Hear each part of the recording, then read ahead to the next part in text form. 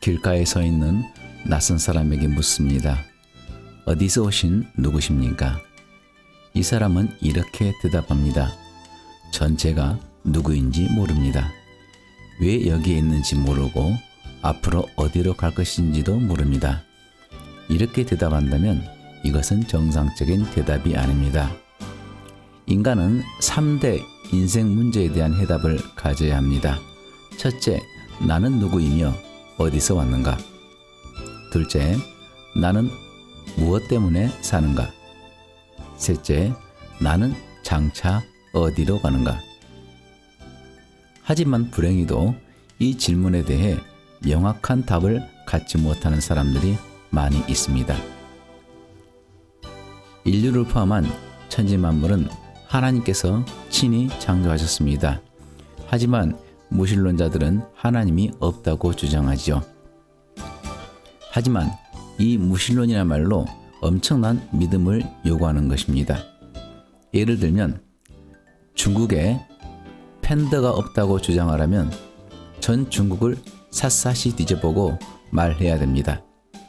그런데 중국만 찾아보고 중국에 팬더가 없다고 하면 그것은 틀린 말입니다.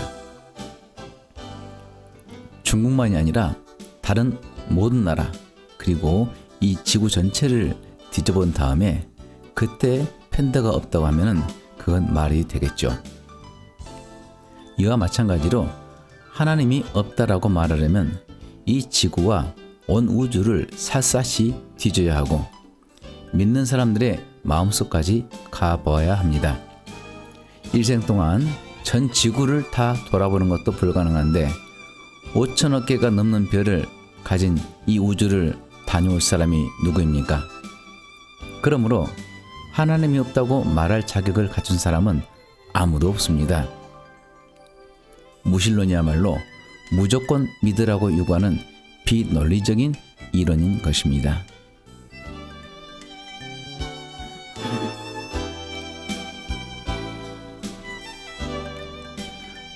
하나님께서는 천지만물을 창조하시고 사람을 지으셨습니다. 그리고 코에 생기를 넣어 생명이 되게 하셨습니다. 이 첫사람이 아담입니다. 하나님은 아담에게 이렇게 말씀하셨습니다. 창세기 2장 16절에서 17절입니다. 여호와 하나님이 그 사람에게 명하여 가라사대 동산 각종 나무의 실과는 네가 임으로 먹되 선악을 알게 하는 나무의 실과는 먹지 말라. 내가 먹는 날에는 반드시 죽으리라 하시니라. 하지만 아담은 마귀의 유혹에 빠져 선악과를 따먹고 에덴 동산에서 추방당하게 되었습니다.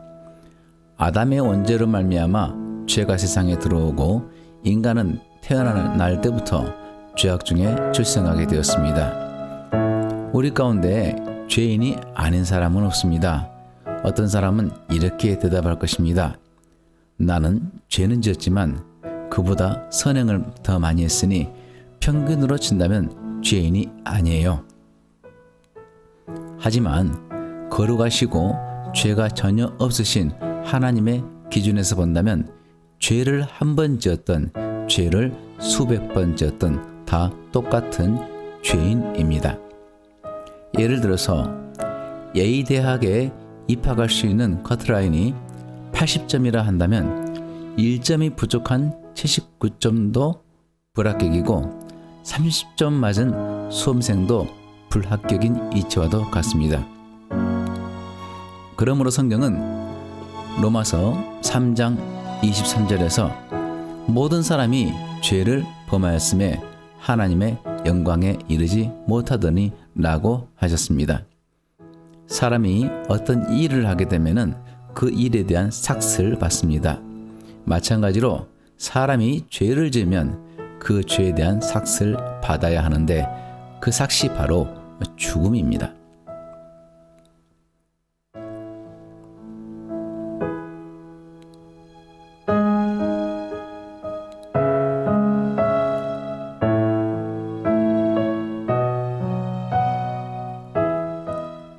전에 매스컴에 떠들썩한 비참하고 울분이 터지는 사건이 있었습니다. 바로 울산 계모 의붓딸 살인사건입니다. 계모 박씨는 이 양이 학원을 마치고 늦게 귀가하자 발로 허벅지를 폭행, 왼쪽 허벅지뼈를 부러뜨려서 전치 10주의 치료를 받게 했습니다. 또한 이 양을 욕실로 데려가 샤워기를 틀고 뜨거운 물을 오른손과 양쪽 다리에 뿌려서 전치 3주의 치료와 함께 2도 화상을 입혔습니다. 그리고 이 양이 거짓말을 했다는 이유로 주먹으로 머리를 때리고 발로 양쪽 옆구리와 배 등을 마구 폭행했습니다. 박 씨는 이 양의 먹는 자국을 친부에게 들킬까 봐서 반신욕을 하라고 욕실에 보냈지만 이 양은 정신을 잃은 채 욕실에서 숨진 채 발견이 되었습니다. 이 양을 부검한 결과 양쪽 갈비뼈 24개 가운데 16개가 부러졌고 부러진 갈비뼈들이 양쪽 폐를 찌른 것이 결정적인 사망 원인이었습니다. 이 얼마나 가슴 아프고 안타까운 사연입니까? 계모가 처음부터 아이를 죽이려 했을까요? 아닙니다. 이 살인은 미움으로부터 시작이 되었습니다. 미움이 증오가 되고 증오가 이 아이를 다시 올 수 없는 곳으로 가게 한 것입니다. 그때 법원에서 아이를 죽인 그를 사형에 처하지 않아서 저는 많이 화가 났습니다. 어찌해서 우리나라 법은 이렇게 엄하지 않은가? 하지만 다시 생각을 해보니까요. 그 계모와 저의 차이점은 그는 미움을 실행에 옮겼고 저는 단지 실행에 옮기지 않았을 뿐이었습니다. 예수께서는요. 미움만 품어도 살인하는 것과 같다고 하셨습니다. 여러분들은 한 번도 남을 미워한 적이 없나요? 미워한 적이 있다면 여러분들이 과연 당당하게 울산 계모를 살인자라고 사형을 시켜야 마땅하다고 말할 수가 있겠습니까?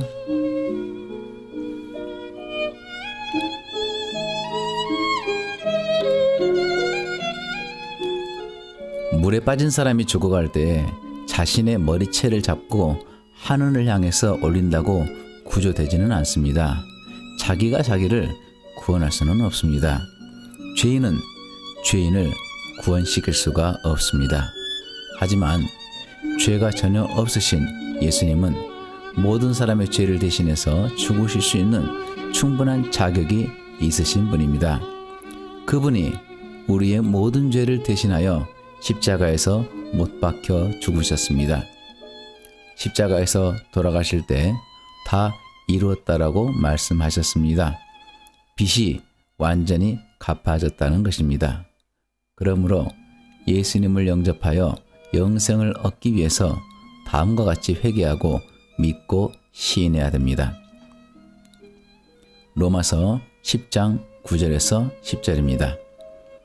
내가 만일 내 입으로 예수를 주로 시인하며 또 하나님께서 그를 죽은 자 가운데서 살리신 것을 내 마음에 믿으면 구원을 받으리라. 사람이 마음으로 믿어 의에 이르고 입으로 시인하여 구원에 이르느니라. 진정한 구원은 진리에 대해 동의하거나 고백만 하는 것이 아니라 자기 삶의 주인이 자기가 아니라 예수 그리스도가 자기의 주인이 되게 하는 것입니다. 거듭남은 새 생명으로 다시 태어난 자를 말합니다. 자기 안에 새 생명이 있는 자는 그것을 능히 감지할 수가 있습니다. 여자가 임신하면 복중에 새 생명이 있음을 느끼며 또한 독특한 신체 반응인 입덧도 하게 됩니다. 아이를 잉태한 여인은 임신 여부에 대해서 헷갈려 하지 않습니다. 마찬가지로 새 생명을 가진 자는 분명한 변화를 느끼게 되는데요. 거듭남의 자각 증상은 다음과 같습니다.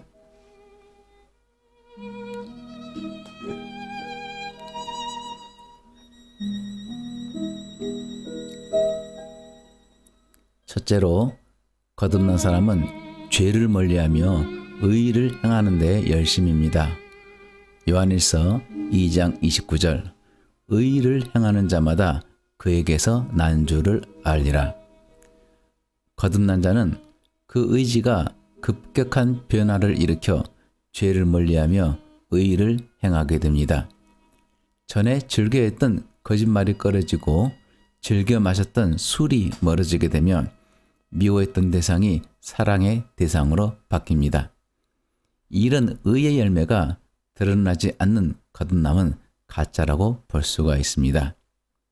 둘째로 거듭난 자는 세상을 이깁니다. 요한일서 5장 4절 대저 하나님께로서 난 자마다 세상을 이기느니라.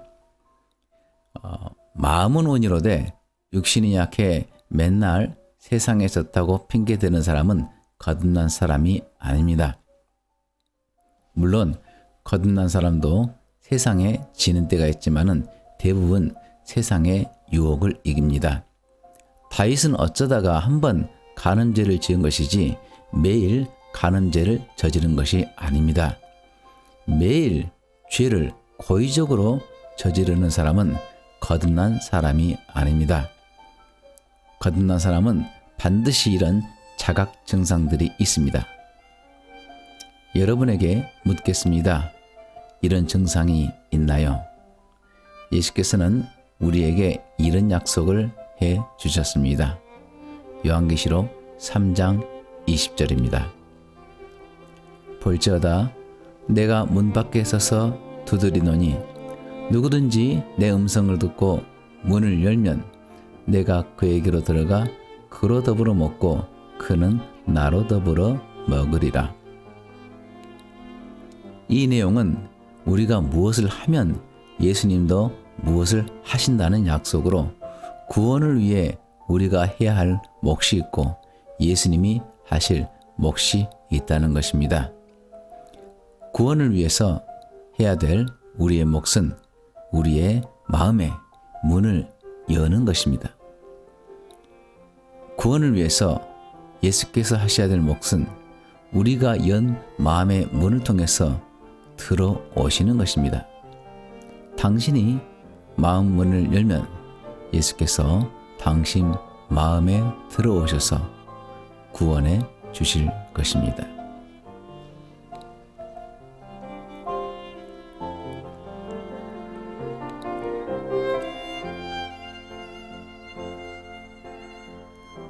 새 생명으로 거듭나기 위해서 이런 기도가 필요하겠지요. 제가 이 기도를 하겠습니다. 하나님 아버지, 저는 죄인입니다.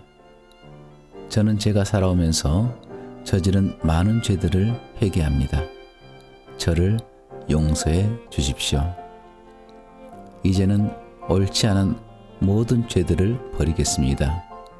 주님께서 저를 구원하기 위해 십자가에서 죽으시고 부활하신 것을 믿고 감사드립니다. 주님께서 저를 용서해 주시고 영생을 선물로 주심을 감사합니다. 제가 주님을 향해서 지금 제 마음 문을 엽니다. 제 주인이 되어 주셔서 지금부터 영원토록 함께하여 주십시오.